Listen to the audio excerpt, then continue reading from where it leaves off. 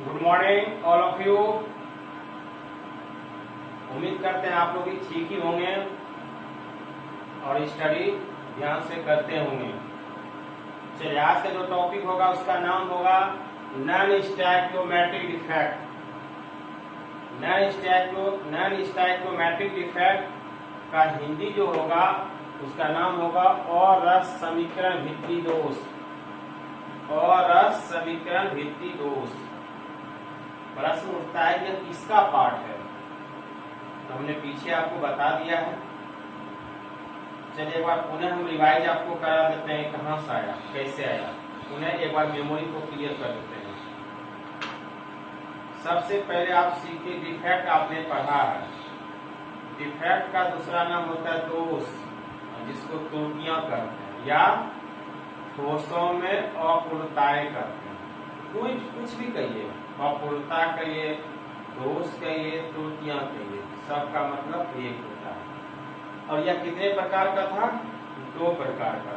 ऐसे तो हमने आपको बताया 3 प्रकार, लेकिन 2 ही प्रकार जाने जा रहे, यही दोनों ज्यादा जो है यूटिलाइज होता है। पहला होगा पॉइंट डिफेक्ट और दूसरा होगा लाइन डिफेक्ट। पॉइंट डिफेक्ट का मतलब बिंदु दोष और लाइन डिफेक्ट का मतलब रेखी दोष। हम लोग यहाँ क्या करेंगे, लाइन डिफेक्ट के बारे में कोई चर्चा नहीं करेंगे, ना ये आपके सिलेबस में है, ना इसका कोई क्वेश्चन आपका पूछा जाएगा। स्पष्ट समझ लीजिए। तो करना किसका है, तो पॉइंट डिफेक्ट के बारे में। तो पॉइंट डिफेक्ट यानी बिंदु दोष को कितने भाग में बांटा गया? 3 भाग में। सबका टहनी है, पार्ट बाय पार्ट है। तो बिंदु दोष को 3 भाग में बांटा गया। पहला भाग का नाम था स्टैक्योमेट्रिक डिफेक्ट, जिसका हिंदी था रस समीकरण भित्ति दोष, स्टैक्योमेट्रिक डिफेक्ट। दूसरा आया नॉन स्टैक्योमेट्रिक डिफेक्ट और तीसरा होगा इम्प्योरिटी डिफेक्ट, अशुद्धता दोष। अब हम लोग देखेंगे स्टैक्योमेट्रिक डिफेक्ट को कितने भागों में बांटा गया। स्टैक्योमेट्रिक डिफेक्ट को कितने भागों में बांटा गया, वह भी आपने देखा है 2 भागों में, शॉर्टकी और फ्रैंकल। अब हम लोग चलेंगे नॉन स्टैक्योमेट्रिक डिफेक्ट के बारे में। और जब इसकी हम चर्चा करेंगे, ऑटोमेटिक है स्टैक्योमेट्रिक डिफेक्ट का भी चर्चा यहाँ होगा और आपका क्लियरेंस होते चला जाएगा। अगर किसी प्रकार का कोई प्रॉब्लम पिछले क्लास में हुआ होगा तो यहाँ आपको क्लियरेंस हो जाएगा। और ध्यान से खाली सुनते जाइए, समझते जाइए क्या होगा। चलिए, सबसे पहले हम कोई आयनिक यौगिक लेते हैं, कोई भी आयनिक यौगिक। और हमने कहा आयनिक यौगिक, इसका मतलब तो आप जानते हैं प्लस और माइनस। तो चलिए, आयनिक यौगिक को हमने लिया NaCl। बहुत सारा आएगा एग्जाम्पल में। किसी यौगिक का नाम ना लेकर के हम इसी को डिनोट करेंगे A और B के द्वारा। अब यह सोडियम है, इस पर क्या है, प्लस आवेश, और क्लोरीन है, इस पर क्या है, माइनस आवेश। इसका मतलब धनायन जो होगा वह A प्लस के लिए होगा और ऋणायन जो होगा वह क्या होगा, B माइनस के लिए। ध्यान से सुनते क्लियर हो क्या? तब हम यहाँ सूचित क्या करेंगे, डिनोट A प्लस और B माइनस को। तब किसी यौगिक का नाम लेने की जरूरत नहीं है। अब चलिए इसको मिटा देते हैं हम। अब हम लोग क्या करेंगे, ठोसों के अणु को लेंगे। और ठोसों का अणु क्या होता है, एक दूसरे से जकड़ा हुआ रहता है, यह पता है आपको। लेकिन यहाँ पे हम क्या करेंगे, थोड़ा दूरियां बनाकर चलेंगे, जिससे कि समझने में और आसान रहेगा। यह जो फिगर बनेगा यह काल्पनिक होगा, हकीकत ऐसा नहीं होता। हकीकत में क्या होगा, अणु एक दूसरे का क्या होगा, सटा हुआ रहेगा, जकड़ा हुआ रहेगा। चलिए, इसी को हम लेते हैं फिगर द्वारा। सबसे पहले हम यौगिक की जगह हम क्या करते हैं, A और B ले लेते हैं, A प्लस B माइनस।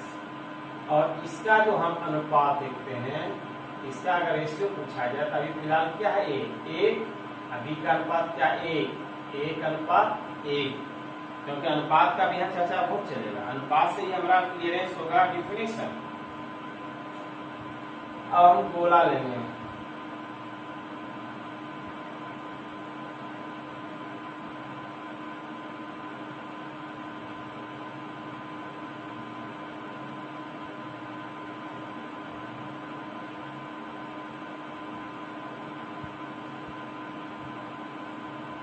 ले लिया।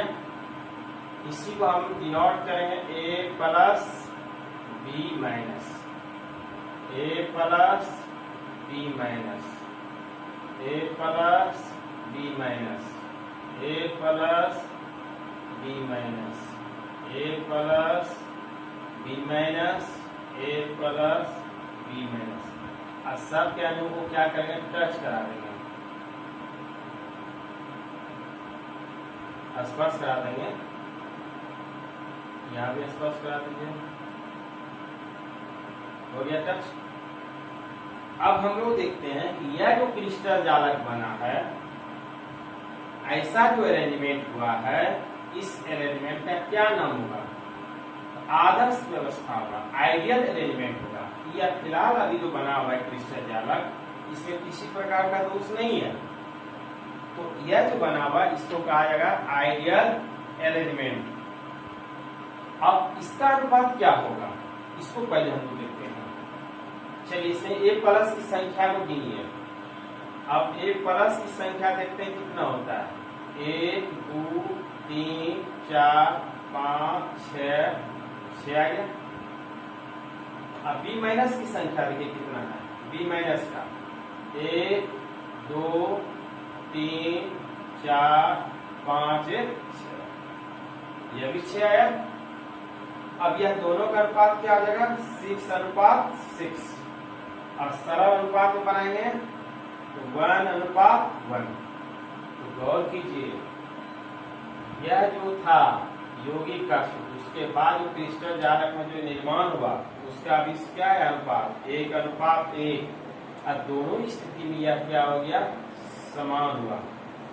तो इस प्रकार के अरेंजमेंट को जो है स्टोइकियोमेट्रिक यौगिक कही जाती है।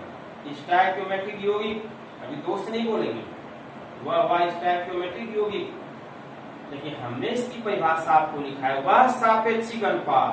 अब अनुपात देखना है जिसमें तत्व एक दूसरे से मिलकर जब वह यौगिक का निर्माण करता है तो ऐसी प्रक्रिया में दोष उत्पन्न होती है, जिसको कहा जाएगा स्टोइकियोमेट्रिक डिफेक्ट। अब यह दोष कैसे उत्पन्न होगा, अभी आपने देखा यह दोनों का अनुपात क्या हुआ, समान हुआ। जिसमें अनुपात समान होता है उसे स्टोइकियोमेट्रिक कही जाती है। अब इसमें दोष कैसे उत्पन्न होगा, अब इसी क्रिस्टल जालक में से हम एक धनायन को कहीं भी ले सकते हैं, कहीं भी धनायन और कहीं भी ऋणायन गायब हो सकता है, कोई जरूरी नहीं कि यही होगा।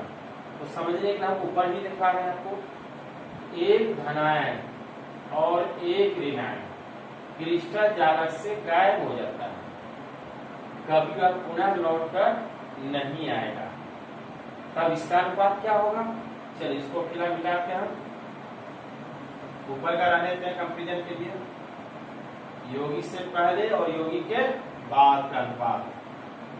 देखिए आप इसमें ए प्लस की संख्या कितनी है, गिनिए, 1 2 3 4 5। उसी तरह से बी माइनस का भी 5 होगा। अब कहेंगे कैसे, 1 2 3 4 5 आ गया। अब इसमें कमजोर से कमजोर स्टूडेंट समझ लेगा इस भाषा का प्रयोग। अब यह का इसका अनुपात कर देंगे, ए प्लस अनुपात बी माइनस, क्या हो गया 5:5। अब यह सरल अनुपात में जब बदलेंगे 1:1। देखा आपने, यह अनुपात पहले का अनुपात, और क्रिस्टल जालक में अगर कोई धनायन और अगर कोई ऋणायन क्रिस्टल जालक से गायब हो जाता है तो उसके बाद भी अनुपात क्या होता है, समान होता है। ऐसे दोषों को जब गायब हुआ तो दोष हो गया। कोई भी अरेंजमेंट करते हैं और अरेंजमेंट में जो है दो गोला का पैकिंग आपने नहीं किया है, अरेंजमेंट नहीं किया, तो क्या हुआ, दोष। अब इस प्रकार का जो दोष हुआ उसका नाम हुआ स्टोइकियोमेट्रिक डिफेक्ट, स्टोइकियोमेट्रिक डिफेक्ट। अब वहां पे आप सवाल करेंगे स्टोइकियोमेट्रिक डिफेक्ट में कैसा डिफेक्ट है, क्योंकि उसका भी तो दो प्रकार है, शॉर्टकी और फ्रैंकल। तो शॉर्टकी में आपने सीखा है जिसमें धनायन और ऋणायन क्रिस्टल जालक को से गायब हो जाता है, तो इस प्रकार के दोष को कहा जाता है शॉर्टकी। क्लियर हो गया। अब फ्रैंकल में आपने क्या सीखा है कि धनायन ए या धनायन बी माइनस को सजाते हैं ए प्लस रहने आदर्श व्यवस्था में। चलिए इसका हम अनुपात पहले क्लियर कर देते हैं, मिटा देते हैं। अब यहाँ सीखेंगे। अभी फिलहाल हमारा यह क्या है, आदर्श व्यवस्था में आ गया, आइडियल अरेंजमेंट आया। अब फ्रैंकल कहता है कि धनायन अपने क्रिस्टल जालक को छोड़ देता है। अब इसको छोड़ देता कहीं भी, कोई भी ए प्लस धनायन, तो माने पूरे हम सजाते हैं ए प्लस गायब हो जाता है। और यह बीच जो होता है स्थान उसको कहा जाता है अंतराकाशीय स्थान। कहीं पर वह जाकर के क्या होता है, बैठ जाता है कहीं पे, जैसे हम देते हैं यहीं पे जाकर के यह क्या हुआ, बैठ गया। इस प्रकार के दोषों का तब क्या नाम होगा, फ्रैंकल। इसलिए तो शॉर्ट की होता है शॉर्ट, क्योंकि प्लस और माइनस गायब हो जाता है। अब फ्रैंकल होता है तेज, यहाँ से उठ के गायब हो गया, अपना स्थान को छोड़ दिया और जाके कहीं बीच के स्थान में अंतराकाशीय स्थान जाकर तो वह क्या हो गया, बैठ गया। तो ऐसे दोषों को फ्रैंकल डिफेक्ट कहे जाते हैं। क्लियर हुआ। शॉर्ट की किसे कहते हैं, परिभाषा भी क्लियर किया। शॉर्ट की और फ्रैंकल भी किसे कहते हैं, यह भी क्लियर हुआ। स्टाइकियोमेट्रिक डिफेक्ट क्या हुआ, वह भी क्लियर हो गया। यानी स्टाइकियोमेट्रिक कितने प्रकार का, दो प्रकार का, शॉर्ट की और फ्रैंकल। चलिए यहाँ तक आपका हुआ बैक क्लास का डिस्कशन। अब हम लोग चलेंगे नॉन स्टाइकियोमेट्रिक डिफेक्ट के बारे में। अब नॉन स्टाइकियोमेट्रिक डिफेक्ट में हम देखते हैं, पहले हम आदर्श व्यवस्था में इसको बना लेते हैं।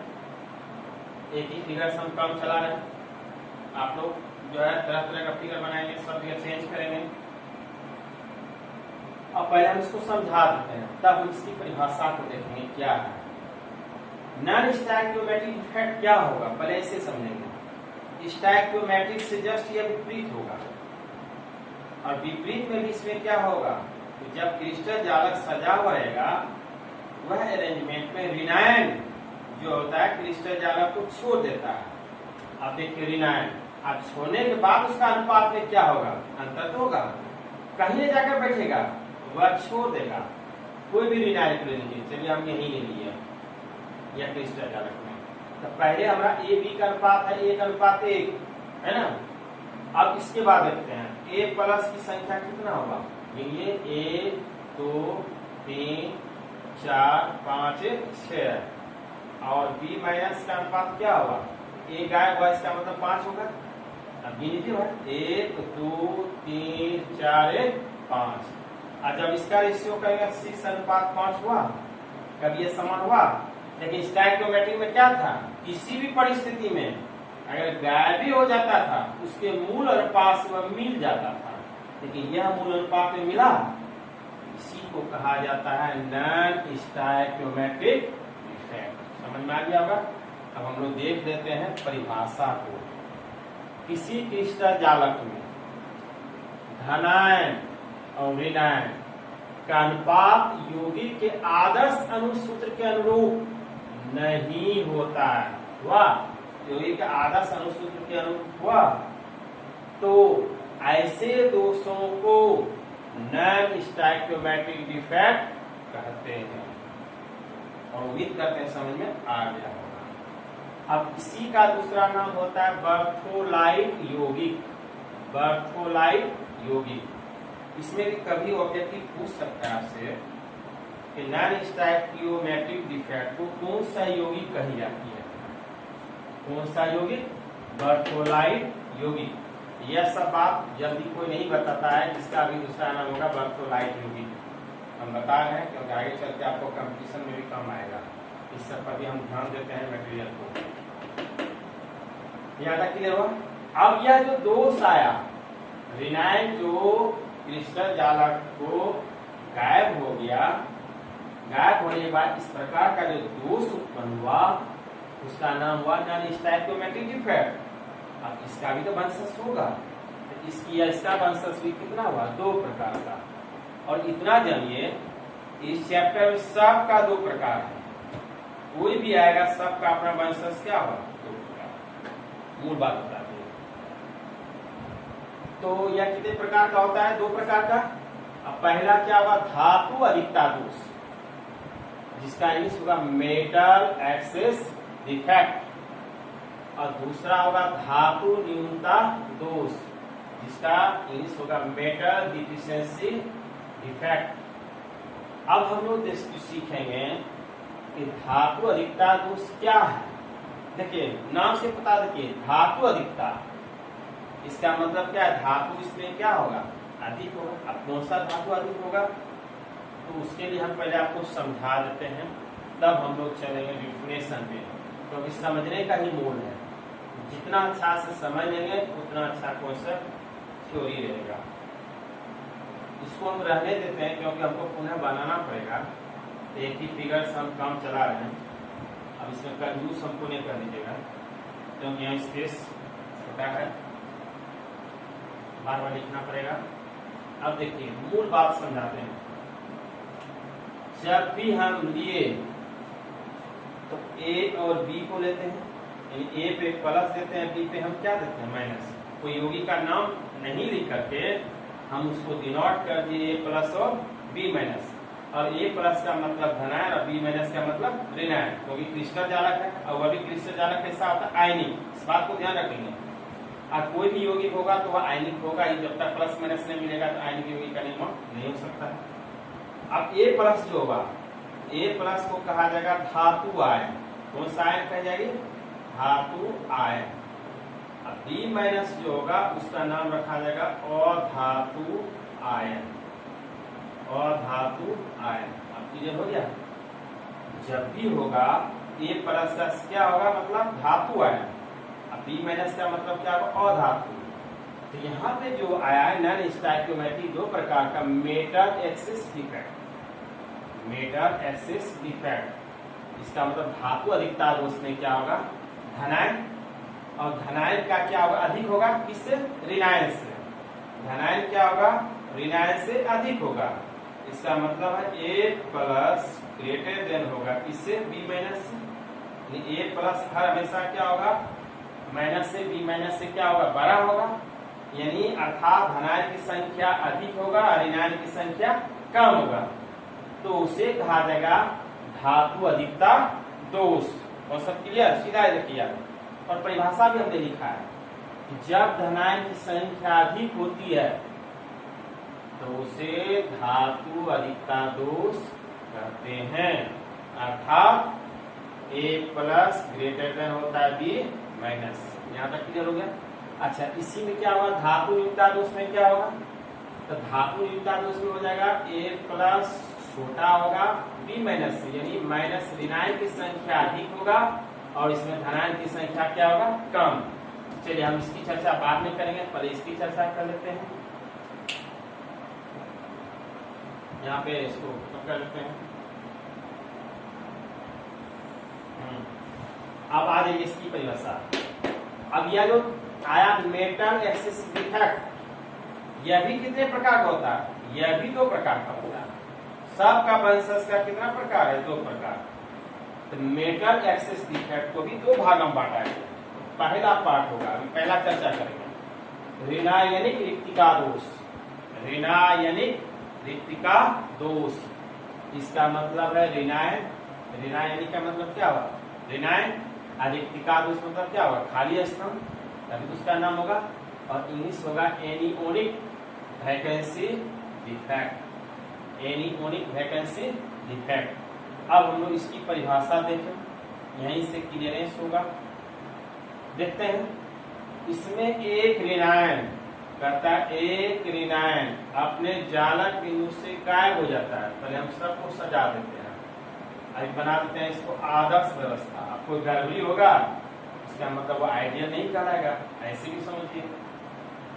कहता है इसमें एक ऋणायन अपने जालक बिंदु से गायब हो जाता है। कोई भी ऋणायन क्या होता है, अपने जालक बिंदु से गायब हो जाता है, और उसके स्थान में क्या होता है, छिद्र बन जाता है, खाली स्थान बन जाता है। छिद्र कहिए, खाली स्थान कहिए, बन जाता है। इस छिद्र के स्थान पर एक अतिरिक्त इलेक्ट्रॉन आकर, एक अतिरिक्त इलेक्ट्रॉन, जब एक अतिरिक्त इलेक्ट्रॉन आएगा इसका मतलब है वहां ई माइनस कहलाएगा। आई बात। जैसे ई माइनस आया तो इसका मतलब होगा यह कहलाएगा एफ केंद्र। क्या कहलाएगा? एफ केंद्र, या इसी का नाम हो जाएगा रंग केंद्र। एफ केंद्र या रंग केंद्र। आई समझ में? तो कहता है इस छिद्र के स्थान पर एक अतिरिक्त इलेक्ट्रॉन आकर क्रिस्टल की विद्युत उदासीनता को यह क्या कर देता है? कायम कर देता है, बरकरार रखता है। तो ऐसे दोषों को एनियोनिक वैकेंसी डिफेक्ट के नाम से जाना जाता है। पुनः एक बार समझिए, कोई भी आदर्श क्रिस्टल है, आदर्श क्रिस्टल में क्या होगा कि एक ऋणायन ऐसे भी देखिए, जब भी होगा धनायन की संख्या अधिक होगा, इस बात को याद रखना है। भागेगा कौन? ऋणायन। तो इसमें एक ऋणायन अपना स्थान को जालक बिंदु से क्या होता है? गायब हो जाता है। और जब वह गायब हो जाएगा तो उसके स्थान पे क्या होगा? एक अतिरिक्त इलेक्ट्रॉन E- आ जाएगा, जिससे कि ऋणायन को संख्या में कोई गड़बड़ी नहीं होगी। जब यह इलेक्ट्रॉन माइनस आएगा, स्वतः वह क्या हो जाएगा? वह क्रिस्टल क्या हो जाएगा? विद्युत उदासीनता हो जाएगा। तो ऐसे दोषों को एनियोनिक वैकेंसी डिफेक्ट कही जाती है। और जो इलेक्ट्रॉन E- आया, उस जगह पे उसका नाम हो जाएगा एफ केंद्र, या एफ केंद्र नहीं बोल करके, एफ सेंट्रेट नहीं बोल करके रंग केंद्र, कलर सेंटर कही जाती है। अब इसमें क्या सब एग्जाम्पल आएगा? जैसे LiCl, याद रखेंगे। जैसे एफ केंद्र आया तो वह क्या करता है? लिथियम क्लोराइड के कलर को चेंज कर देता है और क्या बना देता है? गुलाबी। दूसरा एग्जाम्पल सोडियम क्लोराइड, जो नमक होता है उजला, उसके रंग में भी परिवर्तन होता है और वह कलर बन जाता है येलो, पीला। जब पोटासियम क्लोराइड का रंग रहेगा तो उसका कलर हो जाएगा वायलो, बैगनी। क्लियर हो गया? चलिए, यहाँ तक आपका क्लियर हो गया ए तक। अब हम लोग इसका दूसरा पार्ट बी देखेंगे। यहाँ तक पर एक बार नोट कर लीजिए, तो दूसरे पार्ट में हम बताएंगे।